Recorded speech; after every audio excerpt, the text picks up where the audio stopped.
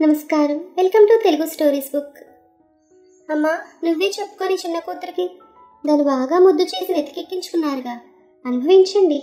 చూసారుగా, దాని మొండితనం ఎవ్వరికీ ఉండదు అంది శార్వరి వంటగదిలో ఉన్న అన్నపూర్ణతో. ఏమోనమ్మా, దానికి నేను కూడా చెప్పలేను. మీ నాన్నగారి మాట వింటుంది, కానీ ఆయన చెప్పే విషయం కాదిది. ఎలా చెప్పాలో కూడా అర్థం కావడం లేదంటూ తలపట్టుకుంది అన్నపూర్ణ. నువ్వే ఏదో విధంగా నచ్చచెప్పి ఒప్పించమ్మా అంటూ పెద్ద కూతురిని బ్రతిమాలింది. అన్నపూర్ణ చిన్న కూతురు వసుధ పెళ్లి హడావిడిగా జరిగింది. ఆమె తండ్రి ఆ ఊళ్ళోని ధనవంతుల జాబితాలో టాపులోనే ఉంటాడు. పలుకుబడికి కూడా ఏమీ తక్కువ లేదు. ఆయన పేరు చెప్తే అంతా ఇంత మర్యాదగానే పలకరిస్తారు అందరూ. కానీ ఆమె పెళ్లి మాత్రం హడావిడిగా ఏదో జరిగిందిలే అనిపించారు. అమ్మాయి అబ్బాయిలది లవ్ మ్యారేజ్ కాదు, మధ్యవర్తుల ద్వారా పెద్దలు కుదిర్చిన సంబంధమే. అయినా మరెందుకు ఆ పెళ్ళి వసుధ కావాలనుకున్నంత గ్రాండ్గా జరగలేదంటే, వాళ్ళ పెళ్లి రోజు సిటీలో ఏదో కారణాన్ని గొడవలు జరిగి కర్ఫ్యూ విధించారు పోలీసులు. దాంతో ఇంటి ముందు పందిరి వేసి పెళ్లి తూతు మంత్రంగా జరిపించేశాడు వసుధ తండ్రి. నెల రోజులు అయితే మంచి ముహూర్తం ఉందని పురోహితుడు చెప్పినా వినలేదు పెళ్లి కొడుకు. ఒకటే తొందరపడ్డాడు, పెళ్లి అనుకున్న ముహూర్తానికి జరిగి తీరవలసిందే అంటూ. కానీ వసుధకు మాత్రం ఒళ్ళంతా కారం రాసినట్లుంది.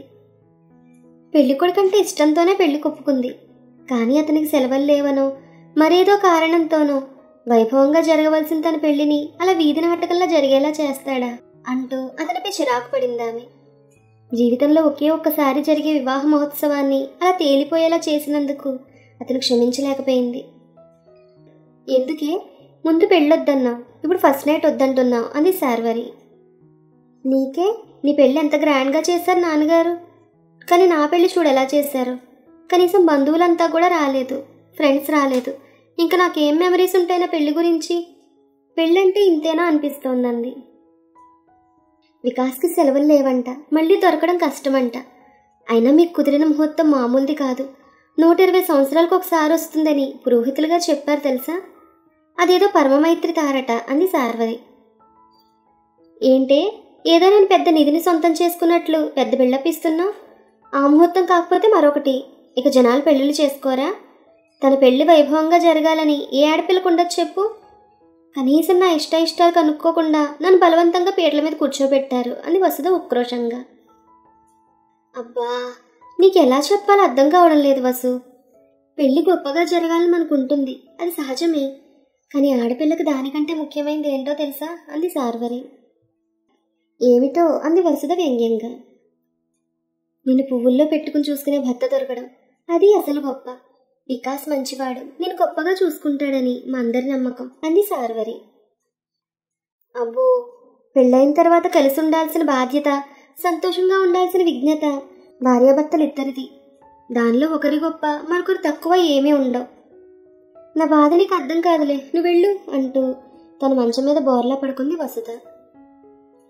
ఇక్కడ పెళ్లి కూతురిలా హఠం చేస్తున్న విషయం వికాస్కి తెలియదు. ఆ రోజు రాత్రి తమ తొలిరాయి మరపురాంది కావాలని పగటికళ్ళ కంటూ ఆత్రంగా గడిపాడు. పెళ్లింట్లో అన్ని రకాల ఏర్పాట్లు జరిగిపోయాయి. పెళ్లి కొడుకుని శోభనం గదిలో ప్రవేశపెట్టారు. ఇక కొద్ది క్షణాల్లో వస్తుందని ఆత్రంగా ఎదురుచూస్తున్నాడు వికాస్. తన టెన్షన్ తగ్గించుకోవడానికి గది చుట్టూ పరికించి చూశాడు. ఇంతలో తలుపు కిర్రుమంటూ తెరుచుకుంది. తలుపు దగ్గర మేనమామ కనిపించాడు. పదరా వికాస్ అన్నాడు ఆయన. ఎక్కడికి అన్నాడు వికాస్ ఎలాగో గొంతు పెగిల్చుకుని. చెప్తాన్రా అంటూ భుజం మీద చెయ్యి వేసి చొరవగా అక్కడి నుంచి తీసుకెళ్ళిపోయాడు అతని మేనమామ. అనుకోకుండా ఈ అవాంతరం ఏంటో. అయినా ఈ కాలం పిల్లకు టాబ్లెట్ వేసుకోవాలని తెలియకపోతే తల్లిగారు చెప్పొచ్చుగా అంటూ అమ్మలక్కలు ఏవేవో మాట్లాడుకుంటున్నారు. శోభనం జరగాల్సిన సమయంలో పెళ్లి కూతురు తనకు పీరియడ్స్ అని చెప్పిందట. పెళ్లి కూతురు తల్లి పెళ్లి కొడుకు తల్లికి నచ్చ చెప్పడానికి ప్రయత్నిస్తోంది. అదేంటండి, మీరన్నా చూసుకోవాలి కదా. అసలే వాడికి సెలవులు లేవు, మళ్ళీ ఎప్పుడు వీలు పడుతుందో తెలియదు. వాడు ఎంత అప్సెట్ అవుతాడో ఏంటో అంది పెళ్లి కొడుకు తల్లి. వదిన గారు, మీరే ఆదుకోవాలి, మన చేతుల్లో లేనిది. కొంచెం ముందు జాగ్రత్తగా ఉండాల్సింది, తప్పైపోయింది అంది పెళ్లి కూతురు తల్లి. తన కూతురు వైవాహిక జీవితంపై ఈ సంఘటన ఎలాంటి ప్రభావం చూపిస్తుందో అని భయపడుతూ. కొందరు ఆడపిల్ల తరపు వారిని ఏవేవో మాటలన్నారు. కొందరు సర్ది చెప్పాలని చూశారు. కొందరు వికాస్కి ఆ ఇష్యూని పెద్దగా పట్టించుకోవద్దని సర్ది చెప్పడానికి చూశారు. కానీ అతనికి ఏం అర్థం కాలేదు. వసుధ తనతో బాగానే మాట్లాడుతుంది. కర్ఫ్యూ విషయం విన్న తర్వాత పెళ్లి మరొక ముహూర్తాన్ని పెట్టుకుందామంది. కానీ దానికి తను నో చెప్పాక తనతో మాట్లాడడం మానేసింది. తను మాత్రం రెగ్యులర్గా మెసేజెస్ పంపుతూనే ఉన్నాడు. పీటల మీద కూర్చున్నప్పుడు ఎవరూ లేకుండా చూసి సారీ కూడా చెప్పాడు. సెలవులు లేవు, మళ్ళీ ఎప్పుడు దొరుకుతాయో తెలియదు. అదీ కాక పెళ్ళైన తర్వాత వెళ్ళాలనుకున్న హనీమూన్కి ఫ్లైట్ టికెట్స్, హోటల్ బుకింగ్ అంతా అయిపోయింది. ఇప్పుడు మారిస్తే చాలా ఇబ్బంది అవుతుందని కూడా చెప్పాడు. కానీ ఆమె కన్విన్స్ అయినట్లుగా లేదు. ఒకవేళ కన్విన్స్ అయితే తన ఈ కార్యక్రమం వాయిదా వేయించేది కాదనిపించింది అతనికి. లేచి ఆరు బయట వరండాలోకి వెళ్ళాడు. ఇంటికి దగ్గరగా రామాలయం ఉంది. ఆ రోజు పౌర్ణమి కావడంతో ధవళకాంతుల్లో ఆ ఆలయం మరింత శోభాయమానంగా ఉంది. వీధిలో అక్కడక్కడ వెలగలేక వెలుగుతున్నట్లున్న ట్యూబ్ లైట్లు వెన్నెల శోభను మరింత పెంచుతున్నాయి. ఆలయం దగ్గరవుతున్న కొద్దీ అతని మనసులో అసంబద్ధ ఆలోచనలు తగ్గి ఒక స్పష్టత వచ్చింది. లాల్చీ జేబులో నుంచి మొబైల్ తీసి వసుధకు కాల్ చేశాడు. ఫుల్ రింగ్ అయినా రెస్పాన్స్ లేదు. మరో 2 సార్లు చేస్తే ఎక్కడున్నావు అని మెసేజ్ వచ్చింది. గుడిలో అని రిప్లై చేశాడు. ఒక అరగంట గడిచింది. రామాలయంలో ఉన్న మండపంలోని ఒక స్తంభాన్ని ఆనుకున్న వికాస్ దగ్గరికి అతని మేనమామ వచ్చాడు. ఏరా, అప్పుడు దేవదాసులు అయిపోయావా? లేక ఇంటికంటే గుడి పదలం అనుకుంటున్నావా? ఇప్పుడేగా సంసారంలో పడిపోతున్నావు. ముందు ముందు మరి ఎలా ఉంటుందో మరి. సరే గాని అర్జెంటుగా రమ్మంటున్నారా అన్నాడు అతను. చలోక్తులలో కొంత నిరసన భావం కనిపించిన ముఖం ప్రసన్నంగానే ఉండడం చూసి పరిస్థితి మరీ జట్లమై ఉండదులే అని వికాస్ స్థిమితపడ్డాడు. పెళ్లి కూతురు తల్లి తన తల్లి గుమ్మంలో నుంచుని తన కోసం ఎదురు చూస్తుంటే కొద్దిగా సిగ్గుపడుతూ తలంచుకుని లోపలికి నడిచాడు వికాస్. నానా, బయటికి వెళ్ళొచ్చావు, కాళ్ళు చేతులు కడుక్కునిరా అంది వికాస్ తల్లి. మారు మాట్లాడకుండా బాత్రూంకి వెళ్ళి కాళ్ళు చేతులు కడుక్కుని వచ్చాడు వికాస్. మేనమామ దారిలో చెప్పిన విషయం గుర్తొచ్చింది. ఆ అమ్మాయి ఏదో భయపడేలా చెప్పానందట. ఆమె ముందు చెప్పినట్లు కాదట. అందువలన నిరభ్యంతరంగా ఈ కార్యక్రమం జరిపించవచ్చని పురోహితుడు గారు చెప్పారు. మరి అమ్మాయి ఎందుకు భయపడిందో ఏంటో నాకు అర్థం కాలేదన్నాడు మేనమామ. వసుధ ఏం చేయబోతోందో వికాస్కి అర్థం కాలేదు.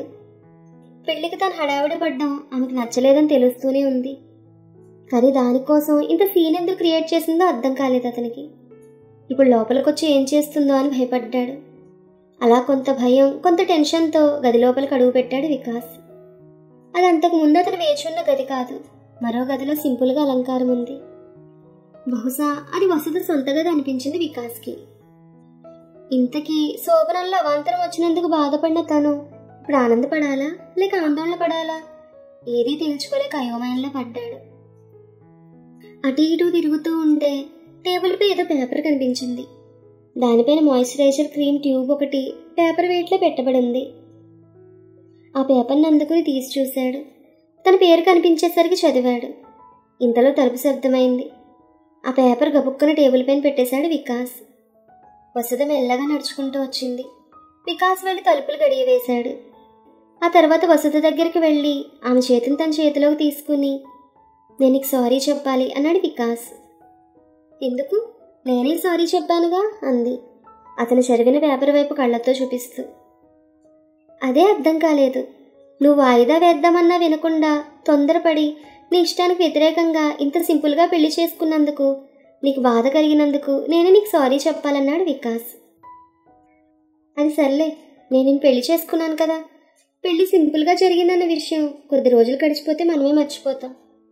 కానీ ప్రతిరోజు మన జీవితం బాగుండాలంటే నువ్వు ఇలా తొందరపడే అలవాటు మానుకోవాలి. ఈ విషయం నీకు తెలియచేయాలని అలా చెప్పి ఈ కార్యక్రమానికి నేనే చెక్ పెట్టాను. కానీ నా గిది కిటికీలో నుంచి చూస్తుంటే నువ్వు అలా తల వంచుకుని నడుచుకుని వెళ్ళడం కనిపించింది. చాలా బాధ అనిపించింది. అందుకే సారీ చెప్పానంది వసుధ. తన నడిచి వెళ్ళడం అంత డ్రామాటిక్ ఎఫెక్ట్ కలిగించిందా అంటూ అతని మనసులోనే ఆశ్చర్యపోయాడు వికాస్. ఆమె నడుము చుట్టూ చేయి వేసి తన దగ్గరకు లాక్కున్నాడు. అతని వెచ్చని కౌగిల్లోని అనురాగాన్ని ఆస్వాదిస్తూనే, నువ్వు ఇలా తొందరపడకూడదని చెప్తున్నాను. నీకు సరిగ్గా అర్థమైనట్లు లేదు అంది వసుధ. నీలాంటి అందమైన తెలివైన అమ్మాయిని చేసుకోవడం అంటే ఎంత అదృష్టం ఉండాలి. అందుకే ఆ అదృష్టం వెంటనే అందుకోవాలని తొందరపడ్డాను. నీకు దూరంగా ఉండే ప్రతి గంట నాకు ఒక రోజు జీవితం వేస్ట్ అయినట్లుగా అనిపిస్తోంది. నిన్ను పట్టడానికి తొందరపడింది అందుకే, అంతేగాని నీ ఇష్టాలను గౌరవించకూడదనే ఉద్దేశం నాకు ఏ కోసానా లేదన్నాడు వికాస్ చాలా నిజాయితీగా. అతని గుండెల విని ముద్దు పెట్టుకుంటూ, నా పైన నీ ప్రేమ ఇలానే ఉండనివ్వు. నేను ఇంతకుముందు మన శోభనానికి అడ్డంకని చెప్పిన కారణం అబద్ధం కాదు, నిజమే. కానీ నువ్వు దిగులుగా అవ్వడం చూసి ఏదో భయపడాలా అన్నానని అబద్ధం చెప్పాను. నాకు కూడా నీతో మాట్లాడి మన మధ్య అబద్ధాలు లేకుండా చేసుకోవాలని అనిపించింది అంది. అతని కళ్ళలో పరీక్షగా చూసింది, ఏమైనా డిసప్పాయింట్మెంట్ కనిపిస్తుందేమో అని. నో ప్రాబ్లం, నీ పక్కన కూర్చుని నీతో మాట్లాడుతూ నీతో కలిసి ప్రతిక్షణం గడపడం బాగుంటుంది. మనం శారీరకంగా కలవకపోయినా మానసికంగా దగ్గర అవుతాం కదా, అందుకే ఏ వెళ్తే కనిపించదన్నాడు వికాస్ చిరునవ్వు నవ్వుతూ. నిజంగా అంటున్నావా ఆ మాట అంది వసుధ కాస్త అనుమానంగా చూస్తూ. నీ పెదవులపైన ఒట్టు అంటూ ఆమె గులాబీ పెదవులపై తన పెదవులను మృదువుగా ఆనించాడు వికాస్. అంతేనా అంది అతని కన్నుల్లో కొంటగా చూస్తూ. పర్వాలేదురా, అలా కూర్చో, కబుర్లు చెప్పు అన్నాడు వికాస్. తొందరపడవద్దన్నాను నిజమే, కానీ మరీ ఇంత ముద్దపప్పులా అవుతావనుకోలేదు విక్కీ. ఏదో తమాషా కన్నాను. మన మధ్య ఏ అడ్డంకి లేదంటూ అనౌన్స్ చేసింది వసుధ అతని పెదవిని కొరుకుతూ. అప్పటికి అర్థమైంది వికాస్కి వసుధ తన ఆట పట్టిస్తోందని. ఆమె అమాంతం 2 చేతులపైన ఎత్తుకుని బెడ్ వైపు నడిచాడు వికాస్. విక్కీ, నాతో కలవకపోయినా ప్రతి క్షణం నాతో కలిసి గడపాలన్న నీ ప్రేమకు దాసోహం అయిపోయాన్రా అంది వసుధ అతని మెడ చుట్టూ చేతులు వేసి అతని ముఖంపై ముద్దులవాను కురిపిస్తూ. ఈ కథ మీకు నచ్చితే please like, share and subscribe to our Telugu stories book. Thank you.